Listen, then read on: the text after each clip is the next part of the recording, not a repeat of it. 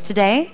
If you could please take your seats and please stop talking, turn your phones onto silent. There's about to be an incredible session starting here. We're sorry we're a few minutes late.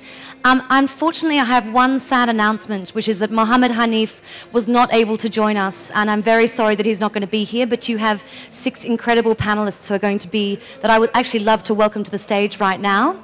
I'd start by introducing our moderator, Anita Anand, and then we have joining her on this panel, Nadeem Aslam, Linda Grant, we have Zoe Heller, and then we have Howard Jacobson and Lawerence Norfolk. And that's, if you please give them a wonderful warm welcome, I'd like to welcome them to the stage.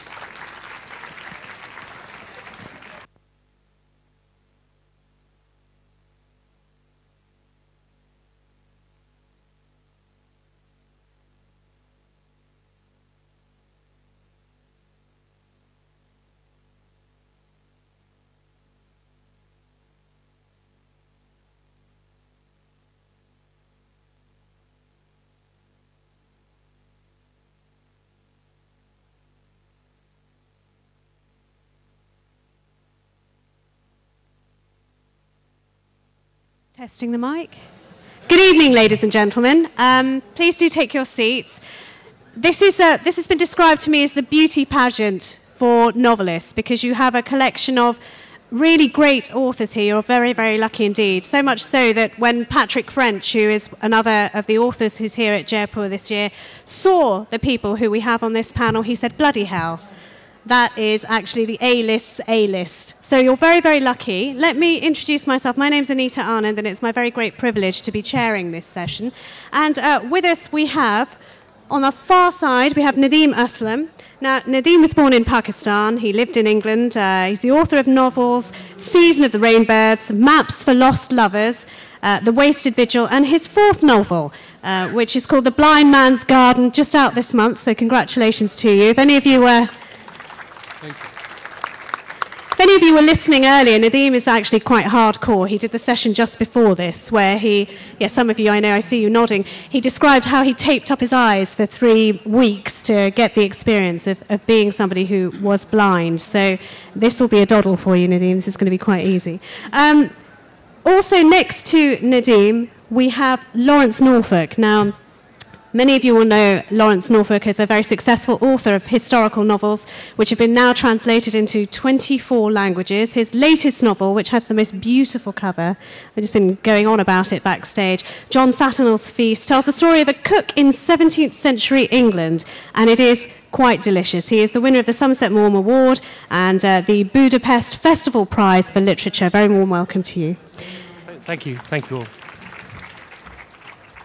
And next to Lawerence, we have Zoe Heller, who is the author of 3 novels, Everything You Know, Notes on a Scandal, and The Believers. And Zoe's also worked as a journalist and a critic. You may have read her stuff in the New Yorker magazine and the New York Review of Books, as well as the London Review. And also, those of you who do love a good movie, it was a good movie, if not entirely faithful to your book, Zoe, but Notes on a Scandal, you might remember, starring Cate Blanchett and Judi Dench, which was exceptionally well cast. Very warm welcome to you. And finally, we have next to me Howard Jacobson, the author of 12 novels. Oh, Linda! Do you know, I blame Nadeem for this.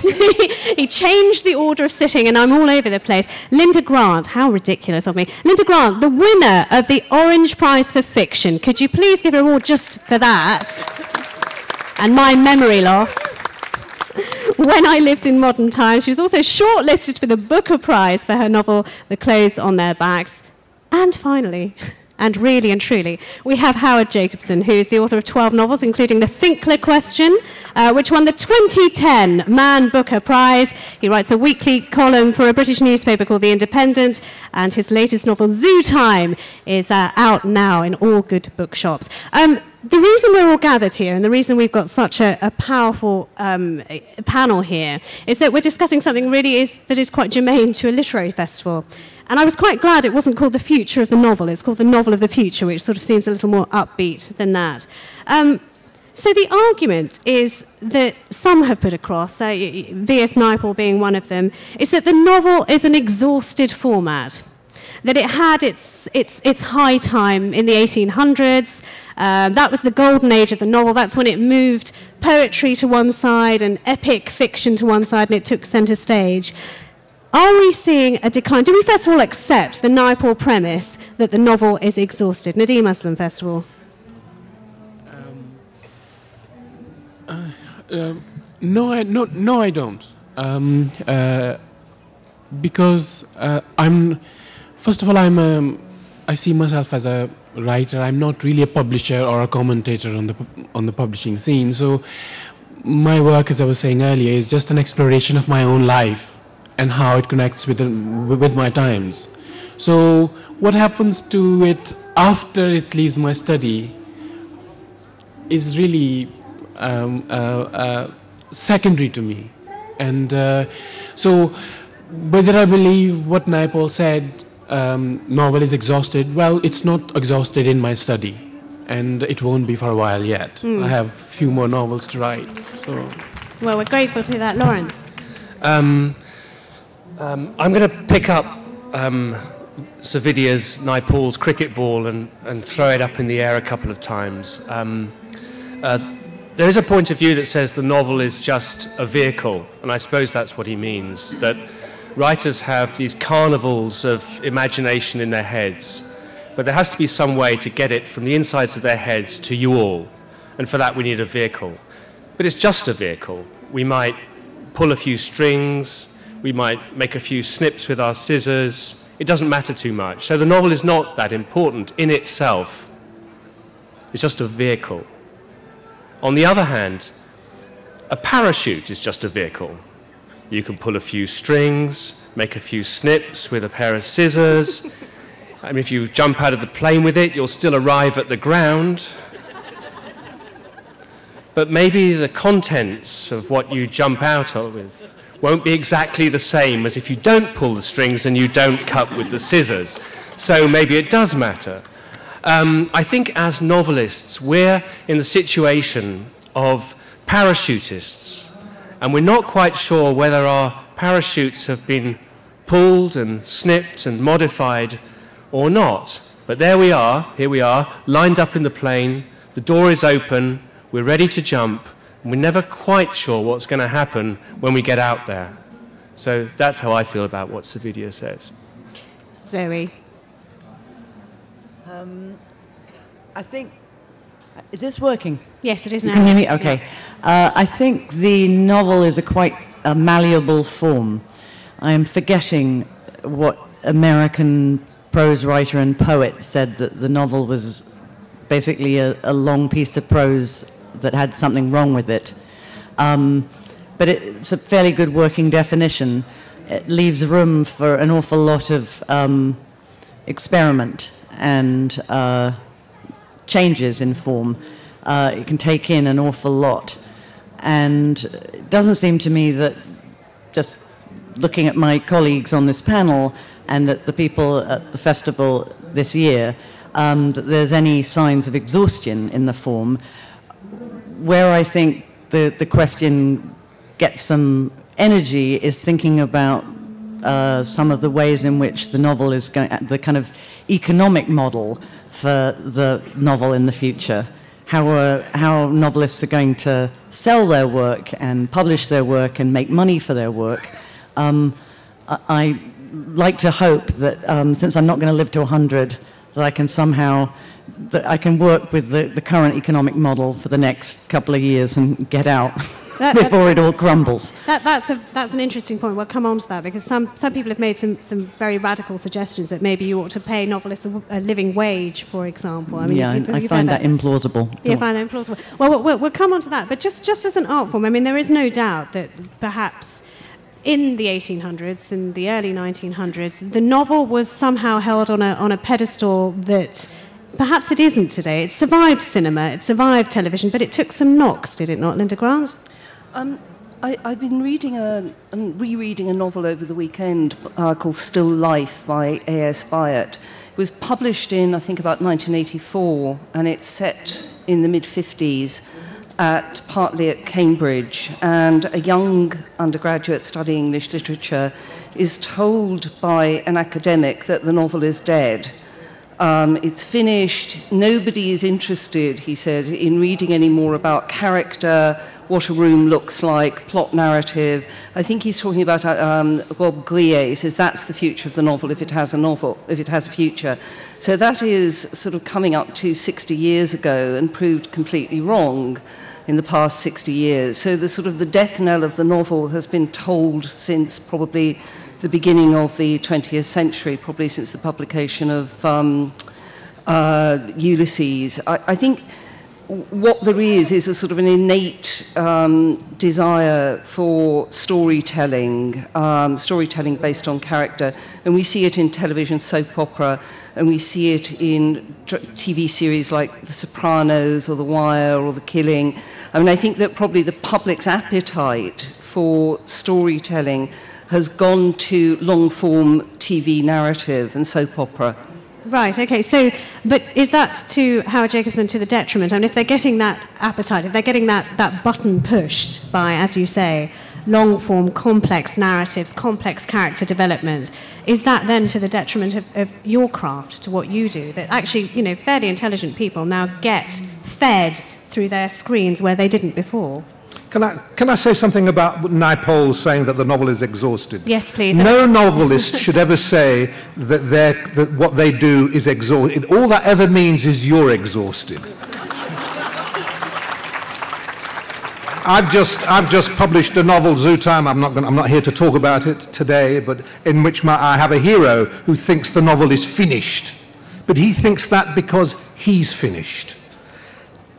That doesn't mean that there are not problems. I think the novel has actually always had problems. D.H. Lawerence, who I think of as one of the great novelists of the 20th century, couldn't earn a living. He had to borrow £50 from his friends. Henry James couldn't sell a book. Novelists are always in a kind of trouble, and I think we should glory in the fact that we are always in trouble. We never quite know whether what we're doing is being understood by people. But when it is understood by people, it is the parachute that Lawrence Norfolk, the other great Lawerence, talked about. It is, I think, along with D.H. Lawerence, who said the novel is the one bright book of life, I think the novel is one of the most important things that man and women have ever invented. Because in the novel is the thing that saves us from the single voice of politics, the single voice of religion, the single voice of everything. The novel is argument, and every time you read a novel, you are involved in an argument, and argument is life. And the fact that you are all here to hear this, it's very hard to say to so many people, come to hear 5 distinguished novelists, well, 4 distinguished novelists and me.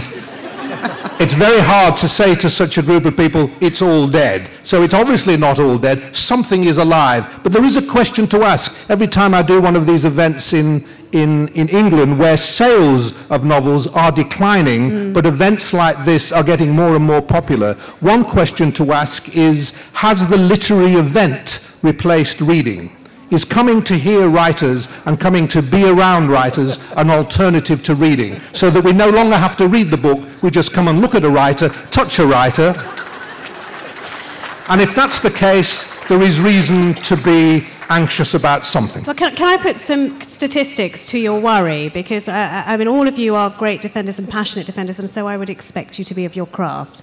But looking at Nielsen figures, which are, I don't know if you are familiar with these, but these are the ways in which people count how many books are being sold. And the evidence would seem to be that in the West, or in Great Britain, I looked at the figures, there was quite a sharp drop-off in 2011. And yet you look at a market like India, and there is an exponential rise. I mean, something like 45% rise in the sale of novels, and that's not even counting the real sales of novels, because you've got such epic piracy in this part of the world.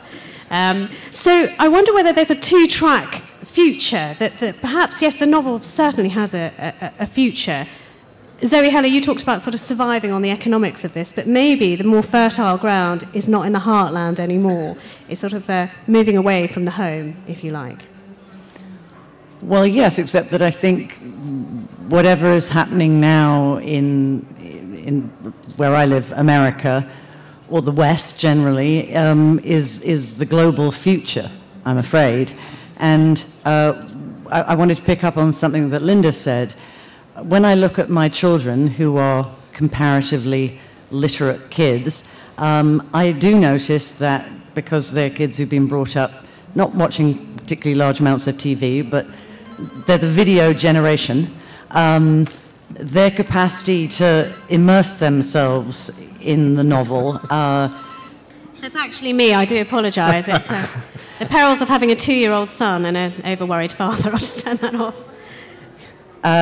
Their capacity to commit themselves to the sort of temporal experience of the novel is diminished. Actually, their capacity to commit to another more complicated syntax of a different era. I'm talking about a 9-year-old and a 13-year-old. When I tried to read she's now 13, but when she was about 10, I tried to read my 10-year-old daughter, Little Women, which I loved at her age. She said after, I don't know, the first chapter, "Oh, Mum, I don't know, it's really long sentences and it's all about, they keep worrying about their gloves." And the moral issues facing those girls, which spoke to me as an atheist in North London in the 1970s, didn't speak to her, did not communicate across the ages.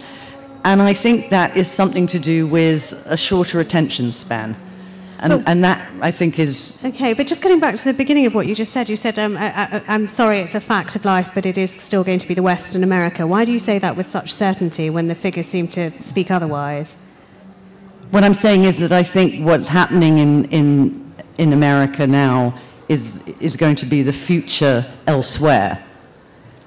That it may be that there's still a growing book market somewhere like India, but that eventually the perils we're talking about in terms of shorter attention spans... disconnect that you're talking about, yeah. Yeah, I do think they're coming. Okay, Lawerence, what about yourself? I think in the old days, 3 weeks ago, if you wanted to listen to music, you had to... How's that? In the old days, if you wanted to listen to music, you had to learn to play the piano or the violin or learn to sing. And if you wanted to look at a stage play, you had to help put it on. I mean, I'm talking about several hundred years ago. And the novel bridged that gap. If you wanted to enjoy long-form narrative art, you had to put something in to get something out.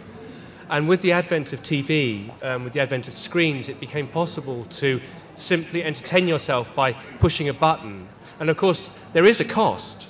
It's just that the cost is deferred. As you push the button at the top of the screen or at the bottom or the sides, little adverts are flashing around. 0.3% of you will buy this soap powder, not that soap powder. That's how you're paying for this entertainment. And all this entertainment will be the same kind of entertainment. That's new. And that, I think, is worrying. And I think we need to inculcate in our children the psychological armour necessary to resist that. And of course, that psychological armour is learned by learning to play the piano, or learning to paint, or learning to read a long and difficult book. But I think that's our job. I'm speaking as a particular kind of age group person here. But I think that's our job as parents to do that. If we want people to read our books, we should start with our own kids. Mm. Linda Grant, is that maybe what might be going, if there is something, I mean, if you accept that there is something perhaps going wrong in, well, Britain certainly, and those are the figures were Britain rather than America that I was looking at, is that it's an education issue rather than anything else, rather than an appetite issue? I'm thinking about my nephew, who's 28, who read English at university and doesn't read. He just doesn't see any necessity for reading books. Everything he gets is through a screen, and it's very difficult and it's very painful to have that conversation with him. But then there's a sort of really strange thing going on at the same time, which is a huge boom in creative writing courses. So while people are saying, I don't want to read books, they're also saying in increasing numbers, I really want to write a book. And that's a very, very strange contradiction. And I don't teach creative writing, but people I know who do teach it have told me a really stunning thing, which is that their creative writing students don't read fiction. They don't read.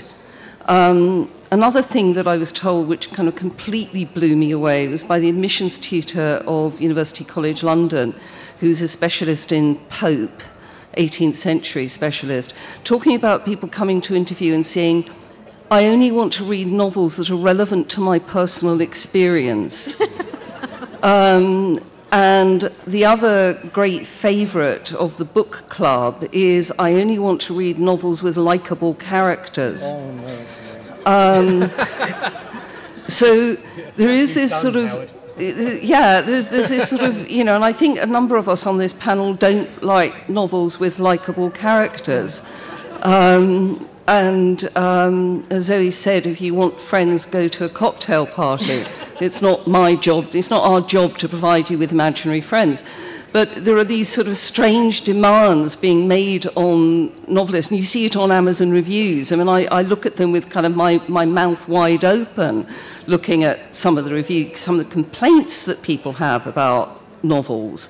But partly there is a sort of strange reluctance now to surrender to the fictional world, to surrender to the imaginative power of the writer. And I would like to root that very slightly in a subject I know almost nothing about, but which is children's and young adult fiction, which is now all about issues.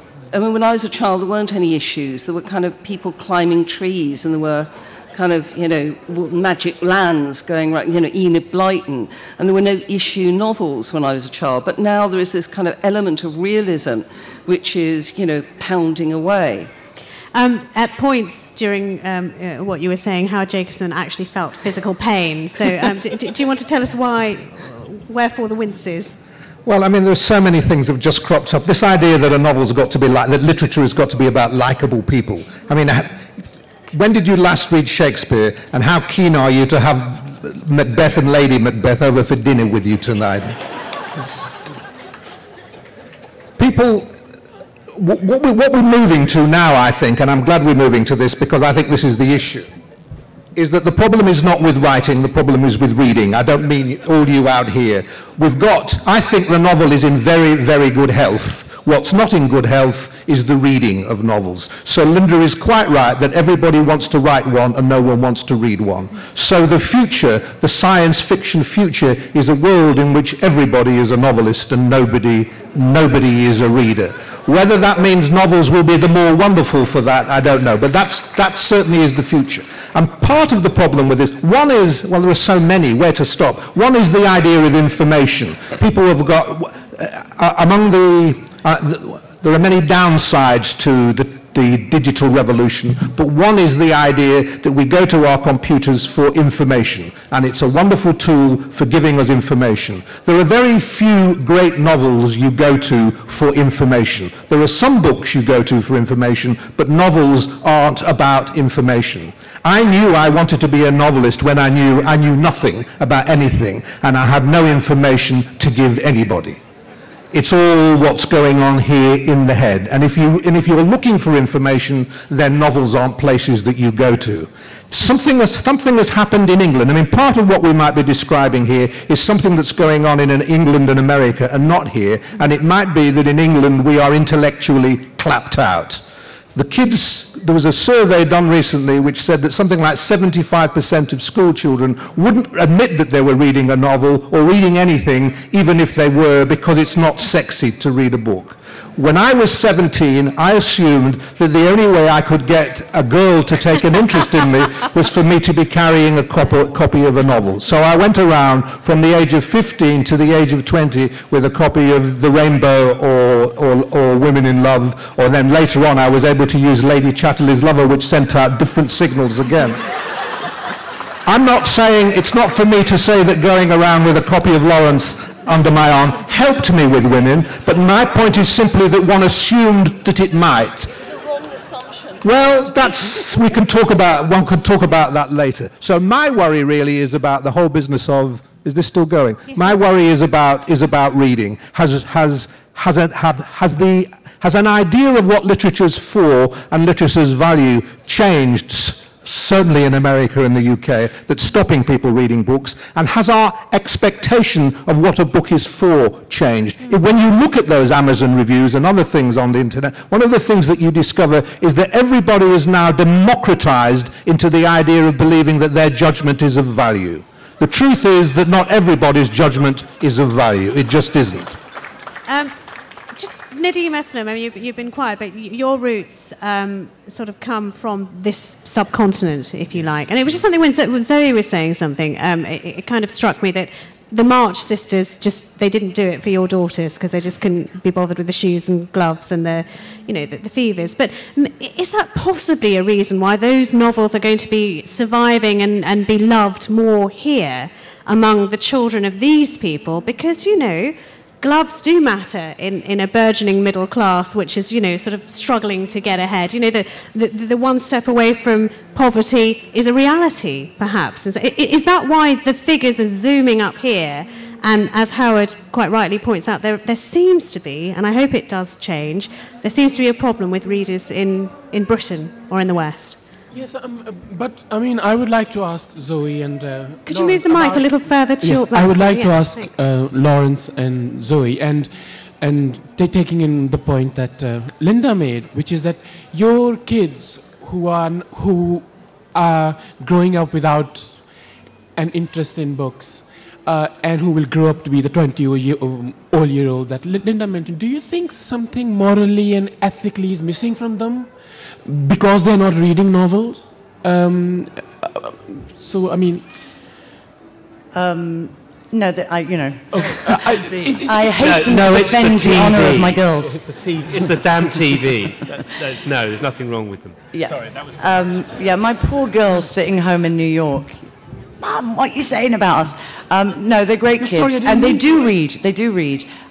What they tend to read, and I absolutely agree with Linda, they tend to read what are called YA novels. They read young adult novels. They read, a whole genre has grown up that didn't exist when I was young, which is novels specifically aimed at their age group, at tweens.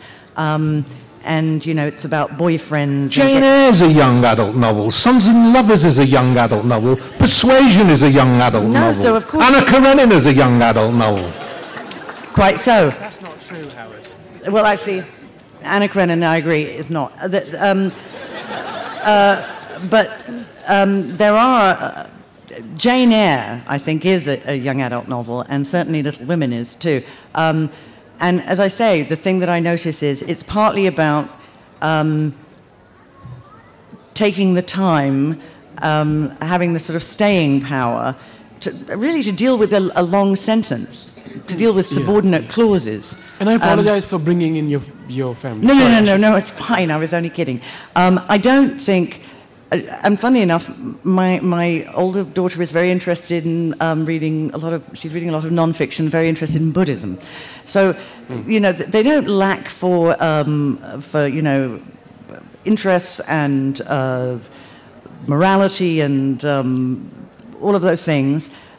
I do think that, yes, I'm sort of passionately interested in getting them to read, and not just for sort of personal, professional reasons, because I think they will miss something. There is something that will be profoundly missing from their lives if they don't become serious readers later on in life. And we haven't said anything about the times in which a novel is produced. I mean, Britain is a bourgeois society, and things are in turmoil in Pakistan. So does it matter that a land which is produced has a great deal of things that are wrong with it? Well, yeah, but excuse me, Britain's going through a recession. It's under a crazy Tory government imposing an austerity regime. There are all sorts of things to be upset about and to write about. If we're talking about issues of the day, I don't think necessarily those issues actually fuel what the novel is about. No. And I think we're all agreed the novel is in fine health. Yeah. Let Linda come in. Yes, go for it, Linda. It's worth remembering that possibly the most successful novel of all time was published last year. Right. 50 Shades of Grey. Yes. Now, Is it self-published. a novel as we think of as a novel? I'm not sure. I haven't read it. But the fact is, it began, I believe, as a self-published novel, and somehow it managed to capture the imagination of readers. But there's a very interesting thing about who were the readers. Well, they were overwhelmingly, I'm assuming, women. And we do know that women are the people who are reading fiction. Women will... The Orange Prize did a survey a few years ago, and they discovered that 70% of men said that they wouldn't read a novel by a woman. And when I go around London on the tube, I look at what people are reading, and I see that very, very rare to see a man reading a novel by a woman, whereas women will read both. But women are, I think, the fiction reading audience, and when they find something they want, even if it's not what we on the panel want, they buy it in enormous numbers. And it's very difficult to think of a male erotic novel that would take off in exactly the same way. Possibly it was Lady Chatterley back in the day, but you know, it found some kind of home for itself. And we can't deny that that was, you know, one of the best-selling novels of all time.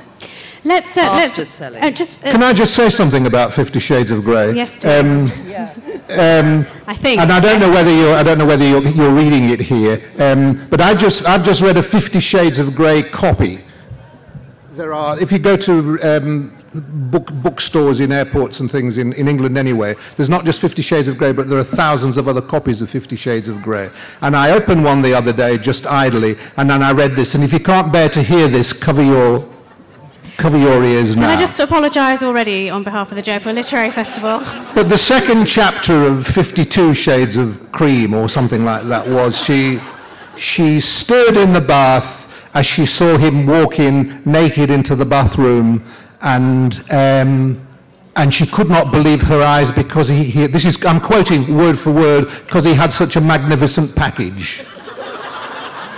It's beautiful. Now, I don't know, we all use words differently in our countries. Where I come from, a package is what you get in the post. It's a copy of one of your friend's books. But the idea that there might be any human being on the planet that could read a sentence like that and then not burst out laughing and throw the book away. The idea that someone might see the words beautiful package and get excited by that.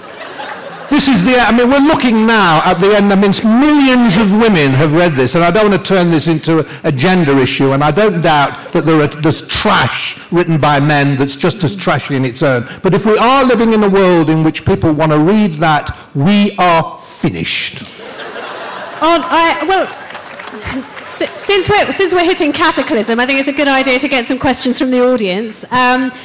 There are people roving with mics. If you could make yourselves known, please, in these fetching we have a lady in the centre here. Great, okay. Let's start with you. Oh, Kritik, the lady just here will be first, and then we'll come back to you, sir. Thanks so much. Hi. I just graduated from university in May, and I read a lot, and I watch films as well.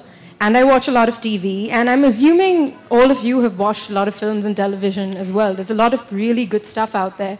And what I wonder about the future of the novel is really, when I studied English and political science, so I've thought about writing. And if I think about writing in the future, I'm really excited by the technology that's available for me to combine the idea of writing with audio and video and producing. I mean, I know I love the physical book and I dwell in the physical book a lot, but e-texts also allow you, if you are creating something that is fictional, but there's something beautiful that you've seen, that you've photographed or videotaped that reminds you of it, and you can actually, as an artist, insert that in your book.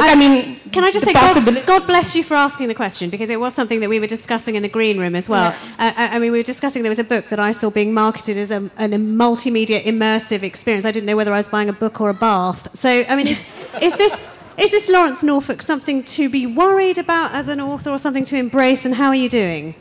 It's in one way, this question of what form the novel is going to take Could you put it up a little more? Because that's takes great. us back to, it challenges us to ask, what do we really care about in a novel? I mean, is it just a line of words? Is it just a line of text? In which case it could be on a screen, or it could be printed in a book, or whatever. Or is it also a sensual experience whereby everything is calculated beforehand? The grade of paper is calculated, the blackness of the ink is calculated. Everybody's made those decisions. So this sort of issue forces us to look at what we really value in books. And I think for me, in the end, it comes down to the narrative that we're trying to follow, and if we choose to follow that narrative by, for instance, writing blank verse drama. I mean, not a very popular category today, but I hear 400 years ago it did quite well. Then so be it. And if the particular form is something to do with television or film and a narrative that carries us through that, then the novelistic impulse is still served. So you think the novel? Well, let me pass that on, because I want to get a couple of other questions. Linda, do you want to come in on that as well? Because some books now come with a history toggle, and I just wondered whether you'd be happy or sad to have a toggle attached to your publication. I don't even know what it is. I think it's a button you press on the site which takes you into a journey through the historical times. It's like being thrown into wiki world, if you like. I mean, I sort of actually do like the idea of it, oddly. You know, if you could sort of have a kind of backing track of music, for example. I remember my publisher saying to me, couldn't you do a Spotify list, you know, of music that would go with your novel? I said, well, yeah, it's kind of quite a nice idea, and you could have some... But then, in the end, that's a collaborative process, and everything about novel writing is not collaborative. It's about selfishness and aloneness. And I suppose I can see that that's where the novel is tending. I think that's right. I don't think I would do it. Okay. But I can see it. Well, let's take another couple of questions if we can. We have another one over here. Fantastic. I can't see where that to your person far is. right. To your far right. Okay, lovely. Over here, young lady. Please stand up. Thank you. I just wanted to ask that do the authors need to change the way they write to sell books because the readers are changing? Zoe Heller. Quite possibly. I think what you're hearing from this panel is that, you know, we're old dogs and we're not going to learn new tricks. But I think that maybe, I think the future is history toggles and accompanying videos and so on. What I was going to say about that was that I like going on the Google Academy and looking at, you know, the books that were given to Mandela on Robben Island and seeing the inscriptions. I think all those things are fascinating and fun. I can't bear the idea of reading a novel with music and videos and things. Part of the thing I love about reading a novel is that the decisions have been made for me. I am in an experience and I'm turning a page, and all that stuff about you can decide what the character does now is sort of antithetical to my understanding of what the experience of novel reading is. I'm a little bit worried about Howard, because we are actually making a grown man weep here with some of the comments. Howard, would you like to? No, I'm actually having a good time. I'm enjoying all this. It's good fun. But I think once any kind of writer, not just a novelist, a playwright or a poet, decides to change his writing to find a reader, he will write rubbish, and that's the end of it. What you have to do, I mean, it feels like heroism at first. I will write what I write, and they will read me or they won't read me, and my little ones will starve, and my wife will leave me, and that's that. But actually something else happens that's very interesting. You discover, without your changing, that your readers change, and you start to find your readers from different places. I now find I get better reviews, more appreciative reviews, for example, in this country and in Australia than I would at home or in America, where it seems to me they've lost their adventurousness and they've lost their sense of humour. So I feel readers will catch up with you. There's even a gender thing. When I wrote my first books, I never thought I was in an argument with women, but women thought they were in an argument with me, and I seem to be, you know, locked into some gender battle that I didn't know about, and I used to get terrible reviews from women. Now, if I get a review, I won't read a review of anything I write now unless a woman wrote it, because only women seem to get what I'm doing. So it seems to me that you stay with what you're doing and your readers change. You smoothie. Let's take another question. Yes, over here. If we could just go to critique over there, and then we'll come back to this young lady. If that's okay, lovely. Thank you. There we go. I myself am a literature student and I suffer from ORD, obsessive reading disorder. However, I do enjoy both. I would love to read Jane Eyre or Hard Times or Mill on the Floss, but I would enjoy Harry Potter or Twilight for that instance. So is it the case that the taste and the presentation has to change to suit the readers, or the novel itself has to change as per times? Well, I think we've sort of covered it. Nadeem, do you want to? We haven't heard your comments on this, but I think that the consensus is you write what you write, isn't it? Yes, exactly. Yes, exactly. Nadeem, I mean, Howard answered that, and also I think, as Lawerence said in answer to the earlier question, that if the prose is good enough, it should provide the music. It will provide the music. It will create a picture in your mind. It will tell you how it felt. You won't have to press a button to do all of that. Over here, we have a question here. Lovely. Hi, this question is for Zoe Heller. In terms of adaptations of books into films, what often happens is that the real essence of the book is lost completely in the film because it's a different medium. So do you think that when films are adapted, in a sense, what happens more often than not is that they get ruined? And someone might not want to read the book, say, because they've seen the movie, but the truth is that the book is often most infinitely better than the movie. Or do you think that with the right director or with the right vision, it can happen? I think if you take the check, if you make that trade-off and sell the rights to your book, you have to recognize that your book is going to be violated and be changed into a different medium, and that there is no such thing as a sort of perfect illustrated version of your novel. And one hopes that, you know, some intelligent person is going to adapt it and do something interesting with it. And it will, perforce, be a very separate and other entity. And as long as your book continues to exist as a book, for me, that seems okay. Were you happy with what they did with your book? You know, your baby is your baby, and so there are some elements necessarily of pain if they change your ending. I have a rather grim ending to my novel, and they gave it a happy ending in proper Hollywood style. So that was at the very least strange. Let's take, I think we, being One informed, we've question got over there. a couple of questions more. Thank you. The gentleman over there. Or is it a lady? I'm sorry, there's a big pillar in the way. Oh, it's a gentleman. Phew. Okay, here we go. This question is primarily for Nadeem, but I would like to invite anyone to respond to it. Nadeem brought up the interesting question of place and the question of time, that this demise of the novel that Naipaul's decrying, if it is indeed happening, might not be everywhere, particularly at this moment. You mentioned Pakistan and Afghanistan. And I was wondering if you could speak a bit more to that, because given that this is primarily an English panel, we haven't gotten a chance to speak about the novel flourishing in so many different languages and so many different areas of the world. I wonder, in particular, if you think that has anything to do with what Mr. Jacobson says, that the novel is about, it is not a single voice, it's about a plurality of voices. In your own comment earlier, that in your novels you write, there's something anti-modern about it, in that it is not just the self speaking out to anyone, but someone else. Thank you. No, I think ultimately I would go with what Howard said, in that, so when I was referring to living in interesting times, I would ask you all to go and look up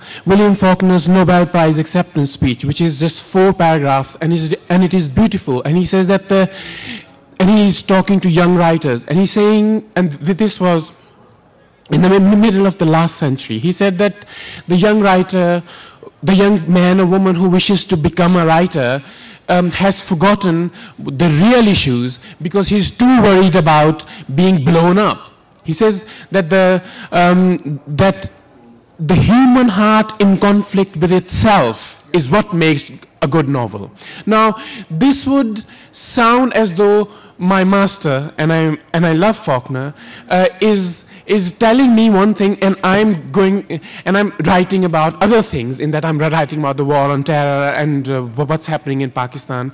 But the way I see it is that eventually, the kind of novels I write, that political background is actually lowered, and that backdrop just fades away, and you are left with a man and a woman and a man and a man. So the real problems, the meat and the membrane of life and death and everything else, it just so happens that the country I am from, though the background seems to be providing some of the issues in that. So for me to say that I love Zoe, and then for me to get blown up in an explosion, the real issue here is that Zoe is now grieving. So as a novelist, I have to now. As a novelist, I have to think of this character and her grief. So that is the interesting thing. The fact that I died in an explosion is a secondary thing. But it so happens that at the moment in my country, that is what is happening. I am interested in Person X. I won't name you again. In Person X's grief, which is, I think, what a novel does. And we are here talking about a novel. And as opposed to non-fiction, in that what a novel can do is it can start on the floor and build a character from the bottom up, and it can say to you, he liked strawberries, his first memories are these, he was like this at school, his first kiss happened at that age. So you build up a human being, and then you take him away and be tortured. So the reader actually feels that person being tortured in President Zia's prisons. Not only that, you create Person B, who loves Person A, and then, so when Person A is tortured, you don't only feel my pain, you also feel her pain. And this is not, at some level, non-fiction can't do this. This is why novels are important. And when we are saying that what kind of a novel will happen in the future, fine. Are we saying that in the future, I will not love someone like this? Are we saying that in the future, a government all across the planet will not pluck someone away and torture him? So is that what we are saying? And if so, then the novel is doomed. If the world is not going to change yet, then perhaps the novel is needed. John Burgess said that life outstrips our vocabulary. A word is missing, therefore a story must be told. So for me to say A and B are in love, that's a story told, because we know what love is. But if we add something else, he loves her, but then something else happened, the reader will say, yes, that bit is love, but what is that? Tell me the story. And that is what I think a novel is. Absolutely, it's a long story. Beautifully put. I think that is such a beautiful place to end, and thank you so much for sharing that with us. You have had the privilege of some of the most exceptional writers in the English language, and I do hope you've enjoyed it. We've very much enjoyed speaking to you. Thank you all very much indeed. Thank you. We're very sorry to those that weren't able to ask questions. I know there were so many of you still with questions, but our writers are very kindly going to go over to the the author's desk over there. Would you please take your questions and comments, and please also, if you want signatures, we'll be doing that over there. With many thanks to you all, we'd like to present